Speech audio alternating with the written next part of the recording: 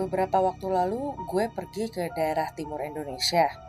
Niatnya sih mau mengantar salah satu rekan bisnis gue bertemu calon produsen produknya. Saat itu cuma ada gue, Emma, dan Sinta. Kita nekat pergi bertigaan karena dikejar oleh waktu. Sebelum pergi, gue mengalami kejadian aneh.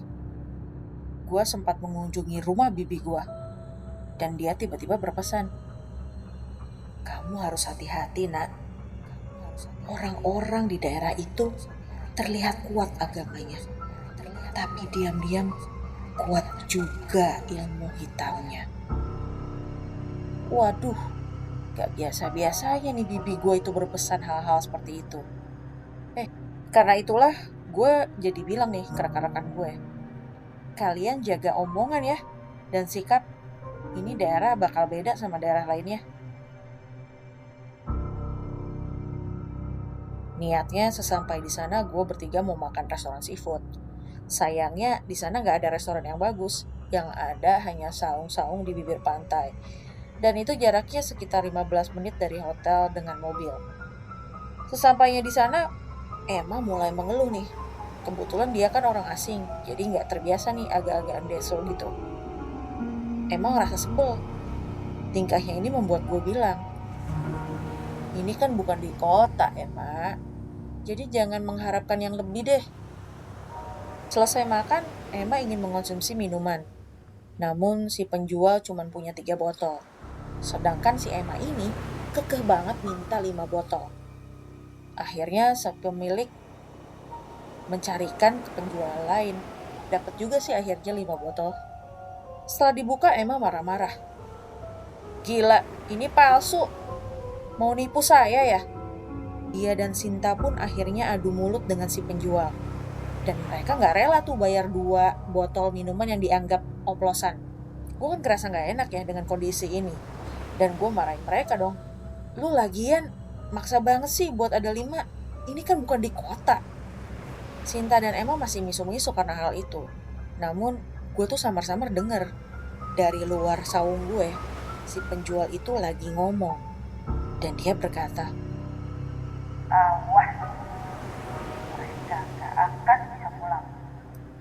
Aduh, gue langsung merasa ada yang gak beres nih. Gue pun akhirnya ajak Emma dan Sinta buruan balik deh ke hotel.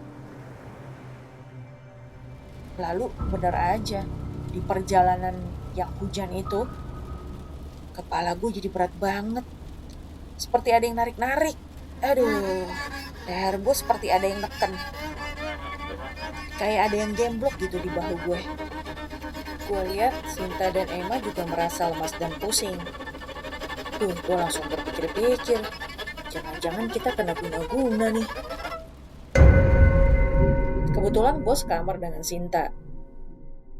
Dia minta dipijitin nih sama gue. Tanpa Sinta tahu, gue ambil air putih yang udah gue baca-bacain ayat-ayat kursi. Lalu gue olesin dan pijat ke punggungnya. Tiba-tiba, "Sin, lu gak garuk-garuk punggung lu kan?" Terus Sinta jawab, "Enggak lah. Tapi sakit sih tuh bagian yang lu tunjuk. Emang kenapa, Rifka?" Gue diam aja. Tahu gak? Ada bekas cakaran hewan di punggungnya.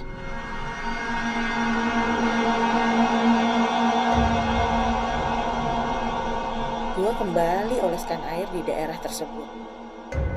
Dan Sinta pun jadi mendingan. Duh, ada apa nih kira-kira? Malamnya gue mimpi nih. Mimpi Sinta lagi kesakitan. Namun sakitnya itu buatan manusia, alias dia kena santet. Di situ ada orang yang lagi baca-baca sesuatu buat Sinta. Karena gue tahu mereka akan berbuat jahat sama temen gue pun melawan orang-orang itu. Tapi sebelum mimpinya selesai, gue udah kebangun. Gue jadi semakin yakin nih, pasti ada yang gak suka sama perbuatan kita di sini. Besok paginya, ketika gue sarapan, gue ketemu Emma dong. Dan dia cerita,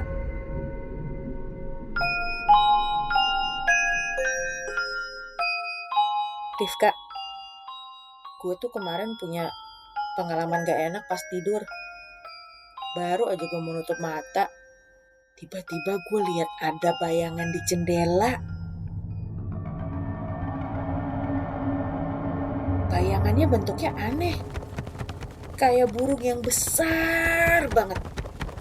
Sayapnya tuh sebesar tubuh manusia, warnanya hitam pekat. Karena penasaran, ya gue samperin ke jendela. Tapi pas gue deketin, hilang.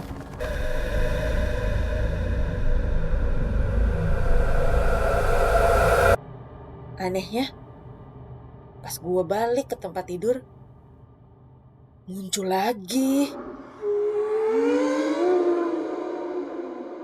Rif, besok lo tidur sama gue deh. Gue jadi gak bisa tidur. Terus gue jawab, enggak ah. Lu telepon aja atau video call keluarga lu. Lama-lama juga ngantuk. Gak bakal serem deh. Setelah Emma cerita, gue akhirnya coba datengin kamarnya dia.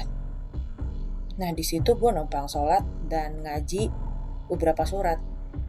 Dalam hati gue minta, jangan ganggu kita lagi please. Setelah gue berdoa, keadaan Emma dan Sinta lebih segar. Dan kita bisa melanjutkan perjalanan lagi.